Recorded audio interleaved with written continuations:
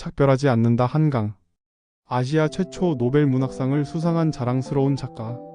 한강 작가의 소설로 제주 4.3 사건을 모티프로 한 작품이다. 주인공 경화는 작가 자신을 투영한 인물로 보인다. 경화는 도시의 학살 사건에 대한 소설을 쓴 후 2달 정도가 지났을 무렵인 무더운 여름에 그 꿈을 꾸기 시작했다. 야트막한 산에서 이어지는 벌판에 심어진 수천 그루의 통나무들과 함께 있던 경화는 그곳으로 차오르는 물 때문에 마음이 급하다. 이 나무들은 모두 무덤이었고 차오르는 물 때문에 물에 잠기지 않은 육골들이라도 옮겨야 한다는 생각만 한다. 그러나 물이 급격히 차오르고 꿈에서 깨어난다. 그렇게 꿈을 꾼 지 4년이 지났고 경화는 폭도식 아파트에 새를 들어 작업실로 사용하기 시작했다. 12월 하순의 아침 경화는 친구 인선에게 문자를 받게 된다. 인선은 경화에게 신분증을 챙겨서 바로 와줄 수 있냐고 물었다. 인선은 경화가 사회에서 사귀게 된 친구로 영상 촬영을 해주면서 단편 영화를 제작하는 친구였다. 국비 지원으로 하는 목수학교를 다니다 어머니가 치매를 앓게 되면서 고향인 제주도로 내려가 목공일을 하며 살고 있었다. 인선이 알려준 병원으로 가서 만난 그녀는 목공 작업을 하다가 손가락 2개가 잘려서 봉합수술을 마치고 재활치료를 받고 있었다.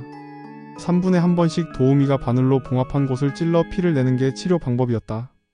인선은 경화에게 특별한 부탁을 했다. 그 부탁은 제주도의 집으로 가서 앵무새 아마에게 물을 주라는 것이었다. 당장 오늘 가서 물을 주지 않으면 아마가 죽을 수 있다며 바로 제주도로 출발하라고 부탁한다. 경화는 바로 택시를 타고 공항으로 가서 제주도행 비행기를 타고 제주공항에 내린다. 그런데 제주에는 엄청난 폭설이 내리는 상황이었다. 먼저 약간 돌아가는 버스를 타고 피읍으로 향한다.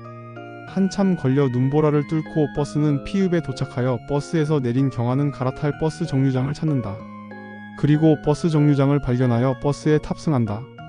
목적지에 도착하여 버스에서 내린 경화는 기억을 떠올리며 길을 걷다 피탈로 떨어져 한동안 눈 속에 빠져 고생을 하지만 다행히 인선의 공방을 찾아내어 들어간다. 공방을 통해 현관으로 들어간 경화는 그곳에서 아마가 죽어있는 것을 발견한다. 경화는 죽은 아마를 손수건에 싸고 명주실로 꿰맨 후 알루미늄 통에 담아 밖으로 나간다.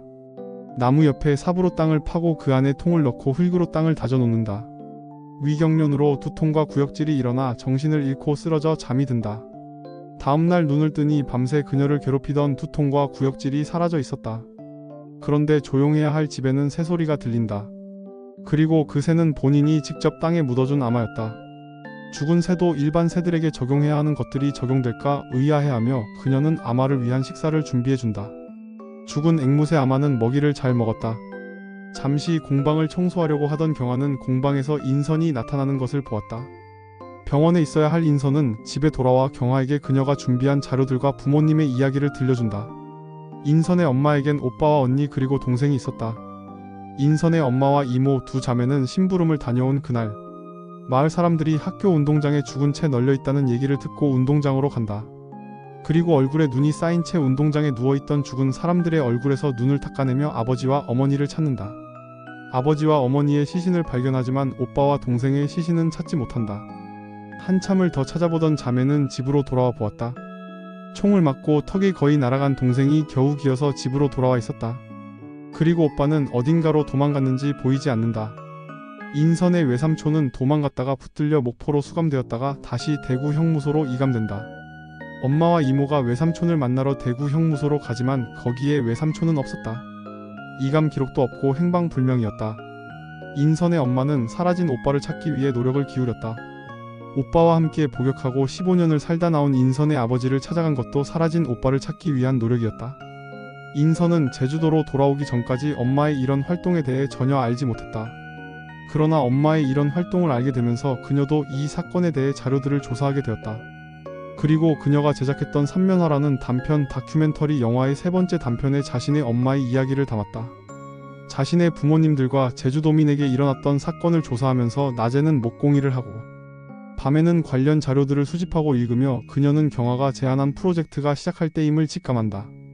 그리고 중간에 경화가 포기하라고 했지만 혼자서 그 프로젝트를 진행하며 지낸다. 인선은 촛대를 들고 경화에게 그들이 나무를 심을 땅을 보러 가자며 어떤 곳으로 경화를 데리고 간다. 그리고 그곳에 도착한 인선은 잠시 눈을 붙이겠다며 잠을 자기 시작했다. 그리고 인선이 들고 있던 초는 다 타서 꺼져버린다. 자신의 앞에서 사라져 버리려는 인선을 두고 경화는 주머니에서 성냥을 꺼내 불을 켠다. 그리고 다시 환한 불꽃이 솟는다. 이 책은 어디서부터 환상이고 어디서부터 진실인지 모호하다. 길을 잘못 들어 비탈에 떨어진 그 순간에 혹시 죽음을 맞이한 것인지, 아니면 친구 인선이 병원에서 어떠한 원인에 의해 생명을 잃고 혼이 제주의 집으로 돌아와 못 밝힌 자신들의 이야기를 풀어내는 것인지 알기 어렵다. 앵무새 아마도 죽고 혼이 나타났듯이 인선도 병원에서 사망하여 경아의 앞에 나타난 것은 아닌지 궁금하다. 판타지적인 요소가 많이 들어간 소설이지만 중요한 핵심은 제주에서 일어난 국가의 군경에 의한 학살 사건이다. 잊혀져 갈 수 있는 우리의 비극적인 사건에 대해 이런 소설들이 계속 나와줘서 망각하지 않게 도움이 되는 듯하다. 작가 인터뷰에서도 밝혔듯이 이 책은 포기하지 않는 사랑에 대한 소설이라고 한다. 또한 작별하지 않겠다는 각오라고 했다.